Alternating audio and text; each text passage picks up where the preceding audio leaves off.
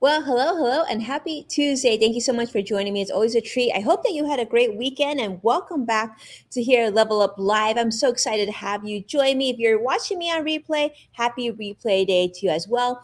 We're live currently, and I'm excited to welcome you to today's live Level Up conversation. Welcome to Level Up with Winnie Sun. Market update.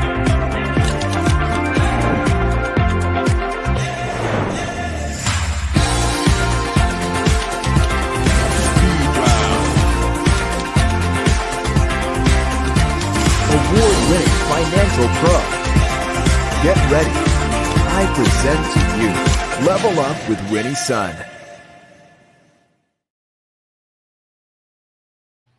Hello, friends. I'm Winnie Sun, your host, Forbes contributor, CNBC council member, and award winning financial pro, here to keep you on top of all things relevant, trending business news. And of course, what makes this show so special is that I get to join you here live.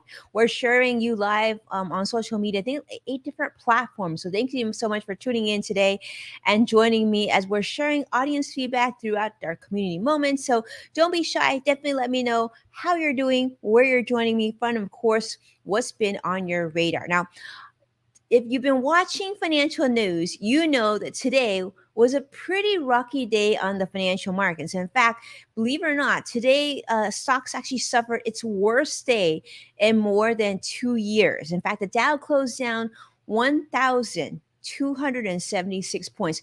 I actually was watching it go under 1,000 points, and I thought that things would start to pick up and then it actually would close down maybe 800. But I didn't think it would actually go even lower. So down 1,200 points, NASDAQ down 632 points as well. Definitely not a good thing.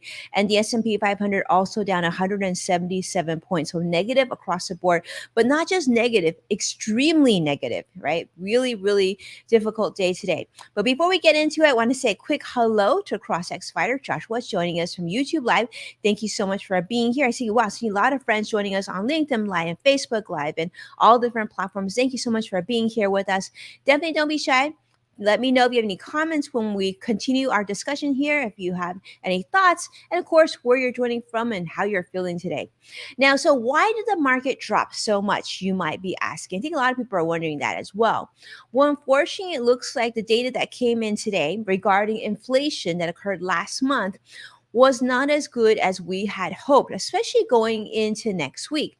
Now, why next week is very important is because the Fed Chairman Jerome Powell here and the rest of the Fed is expected to announce what's going to happen with interest rates. Now, the consensus is because inflation really hasn't started to hasn't really improved much in the last few weeks. We're expecting once again a pretty hefty rate hike in the Fed fund rate. Now, people are saying it could be 75 basis points, which is 0.75%, and others are asking for full 1% increase on interest rates. And we're going to know more about that by the early part of next week. I'll definitely update you when I hear more about that. But here's what we know so far. The reason why this is so difficult to swallow, and a lot of investors are really concerned, is because the Bureau of Labor Statistics shared some pretty daunting data today. There continues to be increases in costs, namely in areas that both you and I probably spend a lot of our money on, and that is groceries.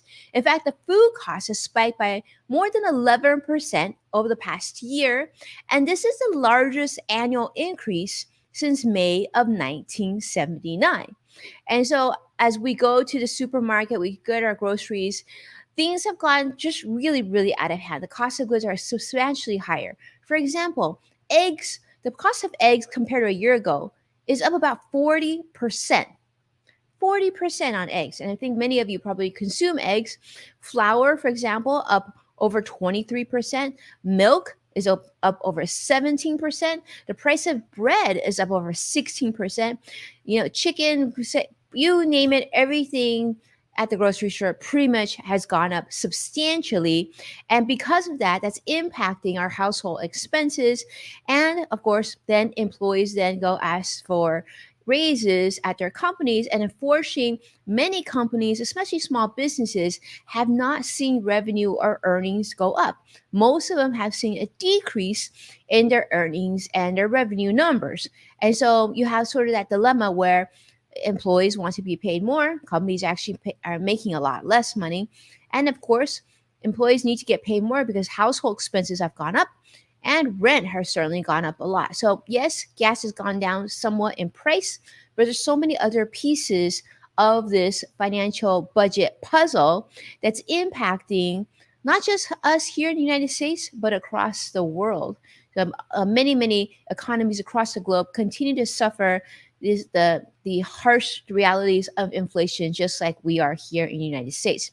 Now, you might be wondering, what continues to keep inflation so high, especially when it comes to food, right? Well, there's a lot of global events that are impacting us. Of course, you all know about the war in Ukraine. That's certainly creating a lot of increased cost of things like wheat and many other commodities that we rely on across the globe. Also, cost of natural gas, right, has increased, and a lot of these diseases that we're seeing, viruses, the avian flu, which definitely had an impact on eggs and chicken and turkey and things like that.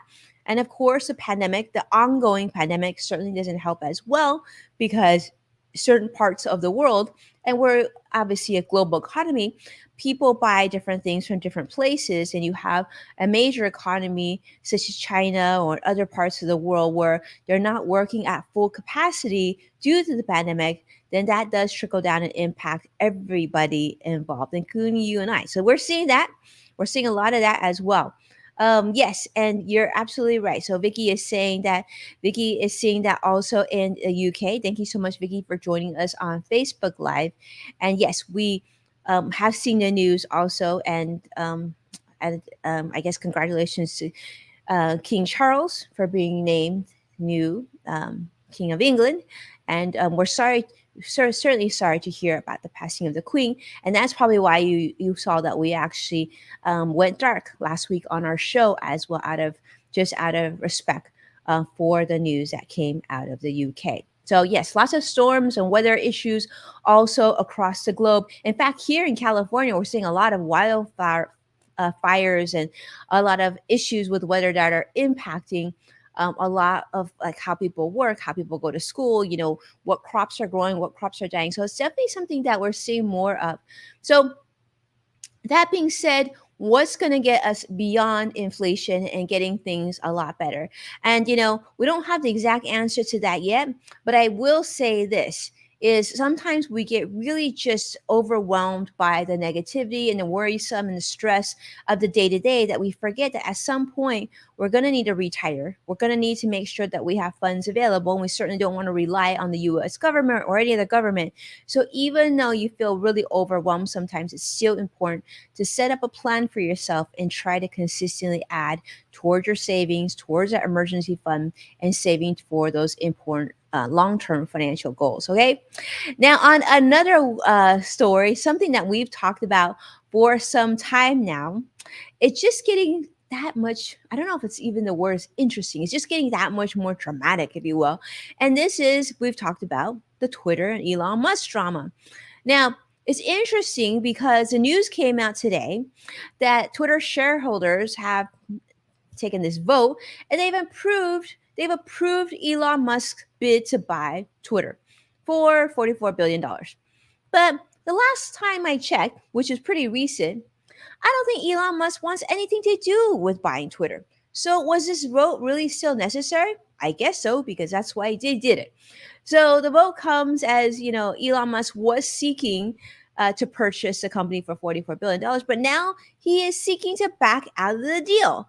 And this is what's getting more interesting. Okay, so the shareholders voted that he could buy it for this amount. He has made very clear he has no interest in buying the company. In fact, he doesn't even want to be penalized for pulling out of the deal.